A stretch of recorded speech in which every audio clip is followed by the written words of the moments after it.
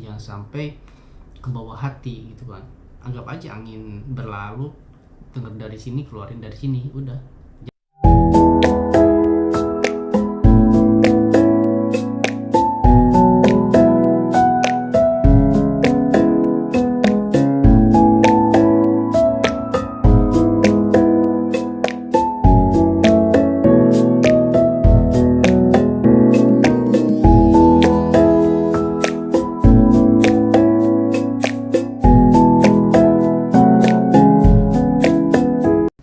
Assalamualaikum warahmatullahi wabarakatuh. Apa kabar minasang, o genki desu ka? Mudah-mudahan teman-teman semuanya baik-baik saja dan sehat selalu, digampangkan semua urusannya dan dimudahkan rezekinya. Amin ya robbal alamin. Oke teman-teman, di kesempatan kali ini saya akan menceritakan ya suka dukanya kerja di Jepang, karena banyak yang nanya ke saya yang ingin ke Jepang tapi masih ragu gitu sebenarnya di Jepang tuh gimana sih, karena berita Jepang siur ada yang bilang enak, ada yang bilang gak enak gitu kan. Jadi masih banyak yang bertanya-tanya gitu, seperti apa sih sebenarnya gitu ya kerja di Jepang itu, suka dukanya seperti apa.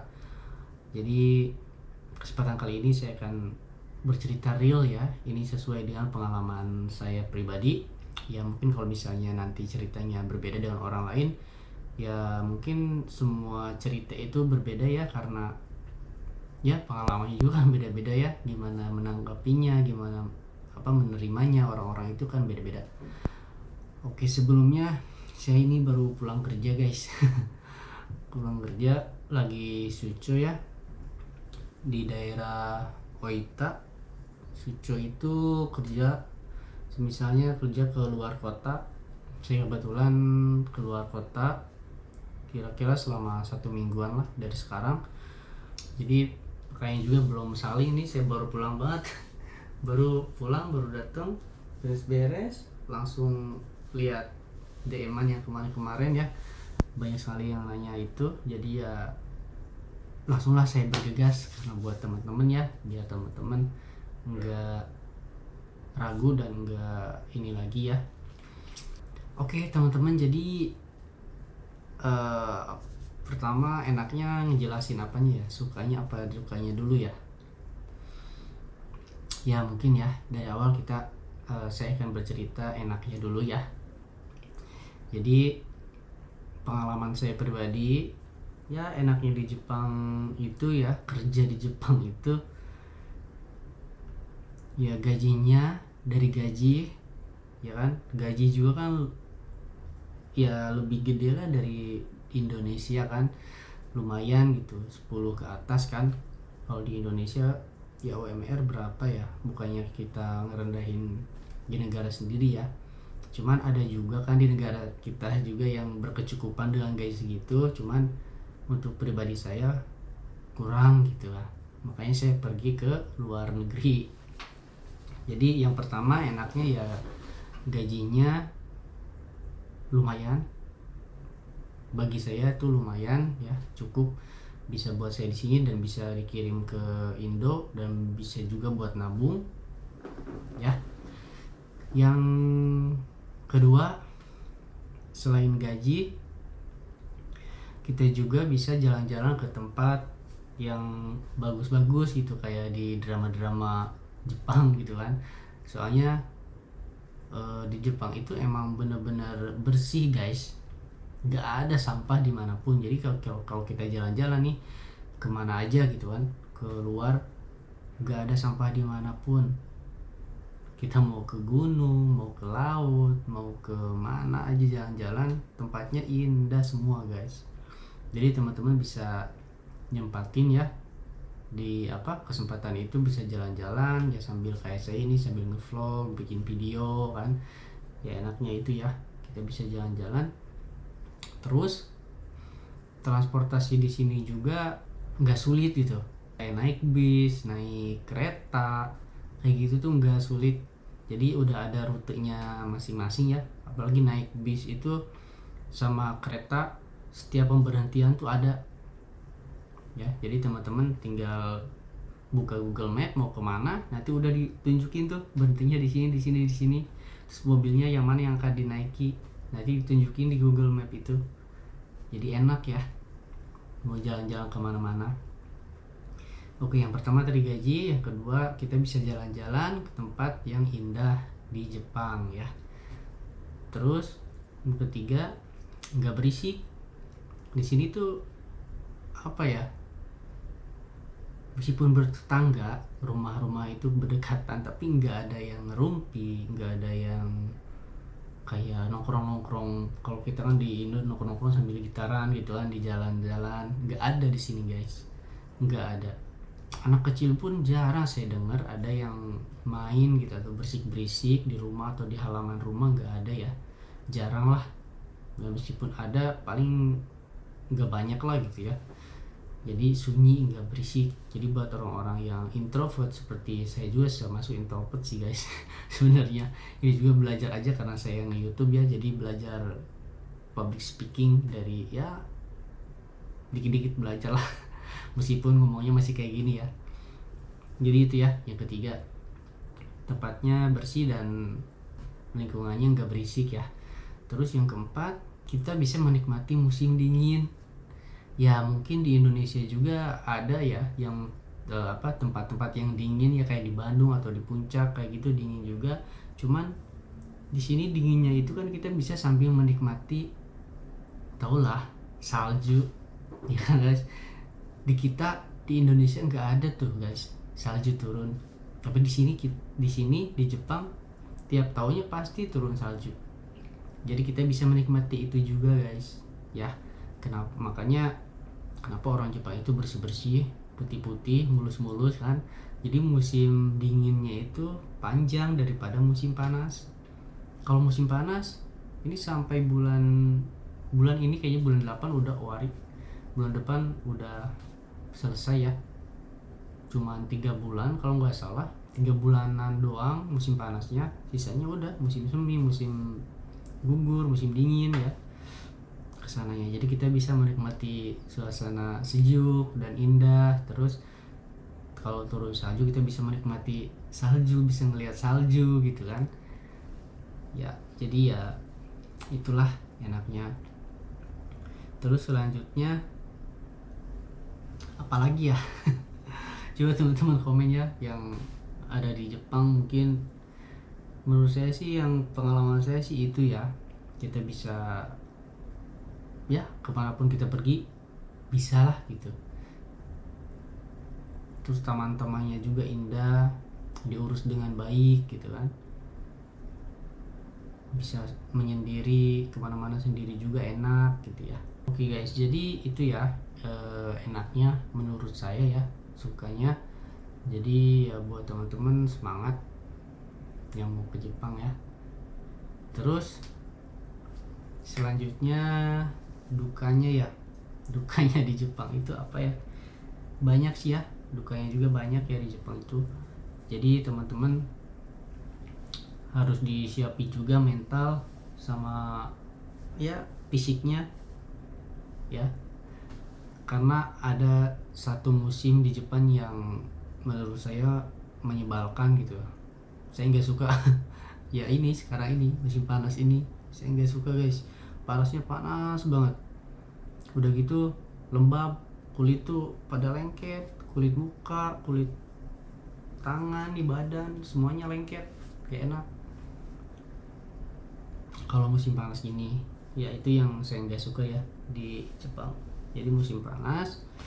Terus yang keduanya, kita jauh dari keluarga, kita jauh dari pacar, jauh dari istri, dari anak, dari ayah, dari ibu, dari adik. Kita jauh dari siapa-siapa guys ya, gak enaknya itu. Jadi kalau misalnya kita kangen, kalau kita rindu, kita ingin meluk seseorang, meluk orang tua, meluk istri, meluk anak, meluk pacar, kita nggak bisa karena jauh ya. Kalau lagi rindu paling nangis sendiri gitu, rindu istri, rindu anak, rindu orang tua, rindu pacar ya. Kita mau gimana lagi, Shoga mau gimana lagi ya. ya ini sebagian dari perjuangan ya, harus kalau misalnya diomelin ya udah, hari itu udah kelarin, jangan dipikirin lagi sampai berpanjang-panjang ya, dijalani gitu guys.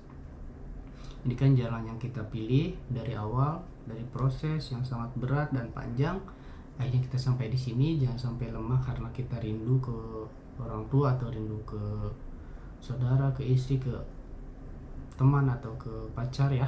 Jangan sampai gugur karena itu.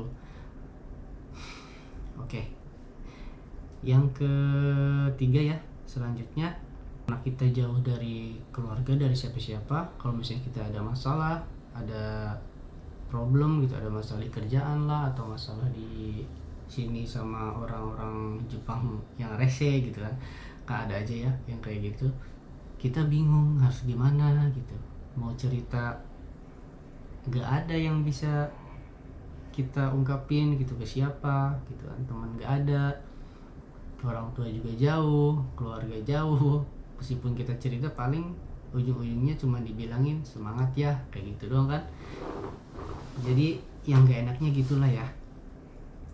Terus apalagi ya, gak enaknya tuh barang-barang di sini tuh mahal guys, kayak bahan pokok makanan kayak gitu juga mahal ya. Ya meskipun gajinya gede, kalau barang-barangnya mahal ya tetap aja kita pasti boros ya. Tapi kalau misalnya dalam kerjaan ya, kalau nggak sukanya tuh banyak ya guys, karena orang-orang sini itu ya kadang, apalagi kalau kita nggak bisa berbahasa dan nggak bisa kerja, orang-orang di sini tuh galak-galak ya. Tapi nggak semuanya guys, nggak semuanya ya. Terus yang galak juga nggak seterusnya galak guys. Jadi harus diingat ya, harus ditaruh garis bawahi ya. Jadi nggak, meskipun dia galak, nggak seterusnya dia galak terus guys. Kalau dia marahin, nggak seterusnya dia marah-marah terus guys ya. Jadi kitanya harus apa ya, bisa nerima gitu ya, jangan sampai ke bawah hati gitu kan. Anggap aja angin berlalu, dengar dari sini keluarin dari sini, udah, jangan diambil pusing ya kan. Tujuan kita kan emang kerja di sini, yang penting kita berbuat baik, jangan sampai ngerugiin orang lain, itu aja guys ya. Jadi menurut saya kalau nggak enaknya ini tuh, itu tergantung diri kita sendiri guys ya. Kalau saya sih yang tadi saya sebutin, di antara yang tadi itu yang paling nggak enak tuh musim aja guys, musim panas ini yang saya nggak enak, itu doang ya. Yang lainnya tadi itu ya, itu sih tergantung ke diri kita masing-masing nerimanya seperti apa ya. Jadi jangan sampai apa ya, terbawa pikiran lah guys ya. Jangan sampai berlarut-larut dan berlama-lama jadi pikiran. Kalau misalnya diomelin ya udah, hari itu udah kelarin, jangan dipikirin lagi sampai berpanjang-panjang ya. Ya wajar lah ya kalau kerja diomelin kayak gitu, namanya juga kita orang luar juga naik ya. Orang luar masa kerja juga nggak bisa, terus bahasa juga kita nggak bisa kan, bukan orang Jepang guys ya. Jadi shoganai, jadi jangan dipikirin ya. Jadi nggak enaknya itu sebenarnya tergantung teman-teman menerimanya seperti apa ya. Kalau saya sih ya udah bodo amat gitu aja, yang penting kita jadi lebih baik aja gitu ya.